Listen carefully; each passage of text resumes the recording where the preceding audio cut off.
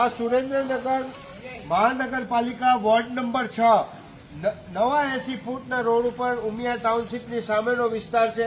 સુરેન્દ્રનગર મહાનગરપાલિકાના કમિશનરશ્રી, ડેપ્યુટી કમિશનરશ્રી અને સુરેન્દ્રનગર મહાનગરપાલિકાના વહીવટદારશ્રી એટલે કે કલેક્ટરશ્રી આ રોડ ઉપર અત્યારે જે ખૂબ વરસાદી પાણી ભરાયેલા છે, જેનો કોઈ પણ જાતનો નિકાલ થતો નથી.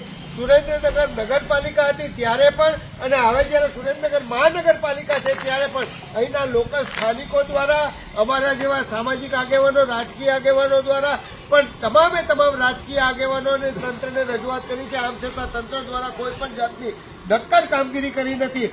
વઢવાણ વિધાનસભાના ધારાસભ્યશ્રીને અમે સ્પષ્ટ કહેવા માંગીએ છીએ કે આ તમામે તમામ લોકો, તમે ભાજપના મતદારો છો ને? કોને મત આપ્યો? અત્યાર સુધી હંમેશા ભાજપને મત આપ્યો છે ને ભાજપના મત આપવાનું આ એમને બક્ષિસ મળે છે, ઇનામ મળી રહ્યું છે.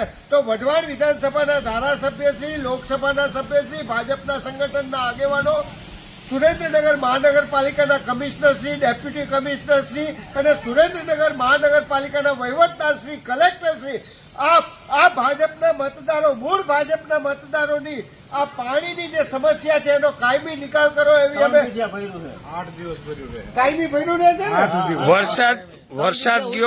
વરસાદ ગયો એને કેટલો સમય થયો?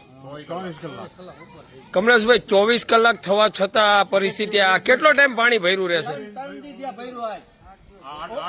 ઓલા બેન જે છે ને એ બેન નું સ્કૂટર બંધ પડી ગયું એટલે એ વિદ્યાર્થીની છે, એ વિદ્યાર્થીની સ્કૂટર મૂકી હાલી જવું પડ્યું. સુરેન્દ્રનગર મહાનગરપાલિકાના કમિશનર શ્રી, વઢવાણ વિધાનસભાના ધારાસભ્ય શ્રી, આપની અંગત જવાબદારીમાં આવતું હોય આપ શ્રી ઉપરોક્ત બાબત તાત્કાલિક ધોરણે કામગીરી કરવી એવી અમે આપની પાસે સ્પષ્ટ માંગણી કરીએ છીએ.